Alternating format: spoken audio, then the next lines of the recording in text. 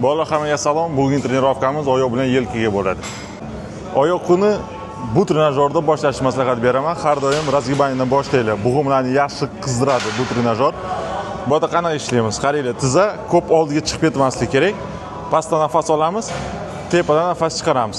Bu yerda nafas olamiz, tepadan nafas chiqaramiz. Men nimaga har doim nafasga ko'p urg'u beraman? Agar nafas to'g'ri olsanglar, chidamlik baland bo'ladi, uzoqqa borasizlar, tez charchab qolmaysizlar va ichki organlarga katta nagruzka tushmaydi. Bu trenajyorda 15 tadan 5 ta podxod bajaramiz. Ikkinchi mashq prisedaniya bo'ladi, prisedaniya sa shtangga. Bu yerda qanaqa ishlaymiz? Qaranglar. Ichkariga kirganimizda shtangani olganimizda oyoqni kattaroq ochishimiz kerak, o'tirgan paytimizda katta orqaroq olib ketishimiz kerak. O'tirganimizda mana oldiga ketib qolmasligimiz kerak. Tizaga nagruz tushmasligi kerak. Katta orqaroq olib kelib turib, oxirigacha o'tirib, pastdan nafas olib turib, tepadan nafas chiqarishimiz kerak. Eng muhimi, tovon uzilmasligi kerak. Shu.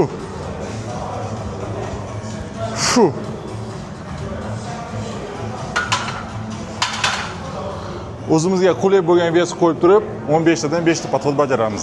3-mashqni jim leja trenajyorda bajaramiz. Bu trenajyorda qaranglar. Ko'pchilik oyoq pastga qo'yib qo'yadi yoki oyoqni mamnaq ochib oladi. Oyoqni mamnaq qo'yish bu noto'g'ri. Chunki bug'umlarga, tizalarga katta nagruzka tushadi. Oyoqni yaqinroq qo'yib olgan holda sal teparoq chiqarib turib ishlashimiz kerak. Pastga tushirganimizda maksimal darajada qancha ichga tushirib olsak, tushirishimiz kerak. Pastdan nafas olib turib, tepadan nafas chiqaramiz. Bu yerda nafas olamiz, bu yerda nafas chiqaramiz. Bu yerda ham eng muhim narsa bu tovon uzilmasligi kerak. Tovonga tushiramiz nagruzkani, tovon bilan ko'taramiz.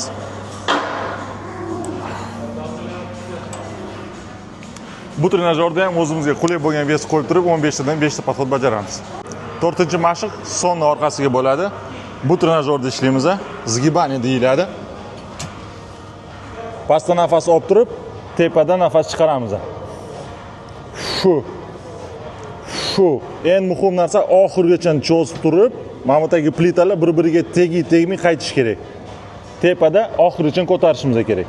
Bu yerda nafas olamiz, bu yerda nafas chiqaramiz. Bu trenajyorda ham 15 tadan 5 ta podxod bajaramiz. Oyoq mashqlarni bajarib bo'lganimizdan keyin yelkaga o'tamiz. Yelkaga birinchi mashq jim sida gantelmi bo'ladi. Bu yerda qanaqa bajaramiz? Qaranglar.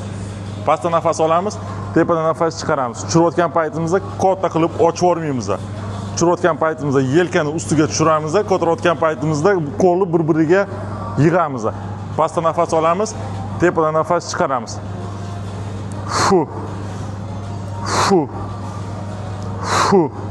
Mana yarimgacha olib kelib ko'tarish ham noto'g'ri, yarimgacha bo'lmasligi kerak. Qancha chuqur tushirsak, shuncha yaxshi.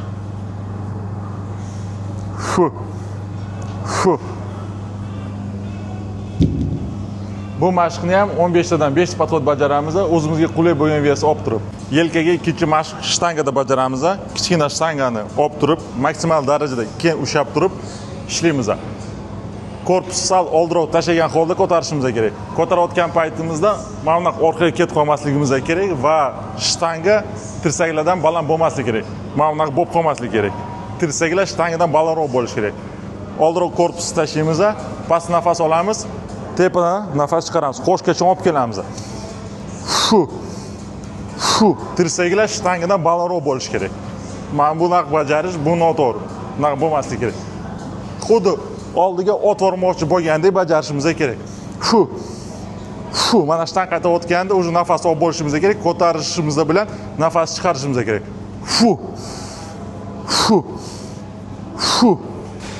Bu mashqni ham 15 tadan 5 ta podxod bajaramiz. 3-mashq maki в сторону gantelda bajaramiz. Bu yerda qanaqa ishlaymiz? Qaranglar, ko'pchilik zalga kelganda maki в сторону qilganda gantelni mana bu yerda ushlaydi, ko'targanda mana bunaqa ko'taradi. Bu noto'g'ri. Yengil vес ishlaganda bilmaydi, ertaga og'ir vес ishlaganda texnika buziladi, bizga kerakli joy ishlamaydi. Qanaqa bajaramiz? Qo'lni yonda ushlaymiz.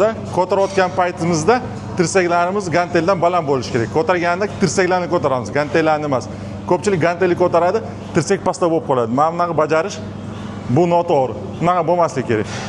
Pastda nafas olamiz, tepadan nafas chiqaramiz. Ko'targanda tirsaklarni ko'taramiz, gantellarni emas. Fu. Fu. Mana ko'ryapsizlarmi? Tirsaklar ganteldan baland. Mana shunaqa holatda ishlatishimiz kerak. Fu. Fu. Fu. Bu mashqni ham 15 tadan 5 ta podxod bajaramiz. Yelkaga 4-mashqni ham gantelda bajaramiz. Bu mashqni qanday bajaramiz? Qaranglar. Tirsaklarni tizzani ustiga qo'yamiz, belni ichkariga kirgizib yuboramiz.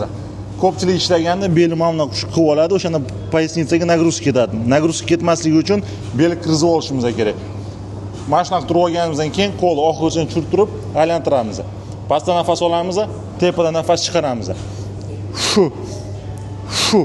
Orqa delta ishlash uchun biza gantel emas, tirsakni ko'tarishimiz kerak. Tirsak oldiga kelish kerak. Ko'pchilik ishlayotganda orqaga olib keladi, o'shani qanot ishlaydi. Orqa delta ishlamaydi. Orqa delta ishlash uchun tirsaklarni oldiga olib kelishimiz kerak. Keyin oyoqlar tekis bo'lmasligi kerak, ozgina bukiladi. Bel kirgizilgan holda bajariladi. Pastda nafas olamiz, tepada nafas chiqaramiz. Shu. Shu. Shu. Shu. Bu mashqni ham 15 tadan 5 ta podxod bajaramiz. Xo'p bolalar, bu darslar yangi boshlayotganlar uchun joylashtirilmoqda. Og'ir veslarni ko'tarishga qiziqmanglar. Hamma travmalar og'ir veslarning orqasidan kelib chiqadi. Birinchi navbatda to'g'ri texnika bilan ishlashni o'rganinglar. Xudo xohlasa, keyingi darslarimiz bundan ham qiziqarliroq va kuchliroq bo'ladi.